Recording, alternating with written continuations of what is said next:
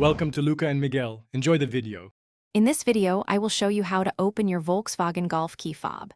First, gather your essential tools, a small flathead screwdriver or a plastic pry tool. It's also wise to have a new CR 2032 coin cell battery on hand, as this is the most common type. Remember to work on a clean, well-lit surface to avoid misplacing any tiny parts during the process. This preparation ensures a smooth and efficient battery replacement. Now, let's begin by accessing the key fob's interior. First, press the small release button on the side of your fob to extend the metal emergency key blade. With the blade extended, you'll find a small slot or indentation near its base.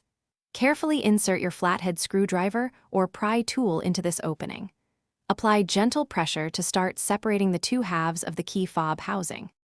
With the key fob halves gently separated, you can now access the battery. Carefully pull the two sections apart. Before removing the old battery, observe its orientation. Typically, the positive side faces upward. Use your small screwdriver to carefully pry out the old coin cell battery. Then, insert your new CR 2032 battery, ensuring the positive side is facing the correct direction, usually upward. Finally, it's time to reassemble your key fob. Carefully align the two halves of the housing, ensuring all internal components are correctly seated. Press them firmly together until you hear a distinct click, indicating they are securely fastened. Don't forget to slide the emergency key blade back into its slot. Once reassembled, test all the key fob's functions, like locking and unlocking, to ensure everything works perfectly.